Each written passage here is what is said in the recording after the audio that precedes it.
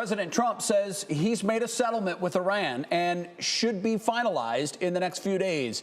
And in an abrupt reversal, he canceled scheduled strikes on the country. NBC's Gary Grumbach has details from Washington. President Trump abruptly canceling scheduled attacks for tonight, writing discussions with Iran over a potential diplomatic agreement were signed off on by Iranian leadership. We have a deal that Iran will never have a nuclear weapon, which was the whole purpose of what we had to go through to get this. The announcement comes after the U.S. sent a fresh round of missile strikes into Iran, targeting communication networks and air defense sites.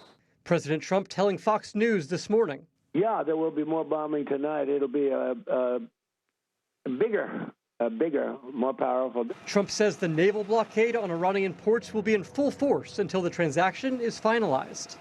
Earlier today, the president announced his intention to take Kharg Island, which holds about 90% of Iran's oil exports. The question is not, can we take Kharg Island? We can.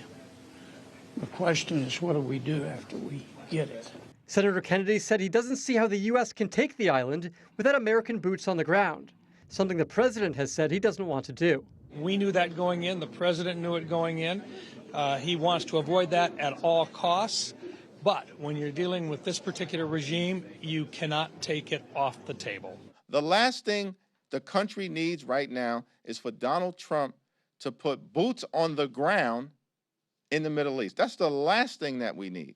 Today's developments come against the backdrop of worsening inflation, hitting a 3-year high. The president facing backlash for comments downplaying the high cost of living. You know what I really love? I love the inflation. You know why? He later told the New York Post his words were taken out of context, that he meant he thought the numbers would be higher because of the war, and insisting that prices will drop once the war ends. President Trump also appears to be reversing course on the home front, announcing plans this afternoon to nominate Jay Clayton to be the next director of national intelligence. Clayton is currently the U.S. attorney in the Southern District of New York. Now, this comes after bipartisan pushback from lawmakers on Housing Chief Bill Pulte, who the president named as acting DNI. Pulte has no experience in the intelligence community. Gary Grumbach, NBC News, Washington.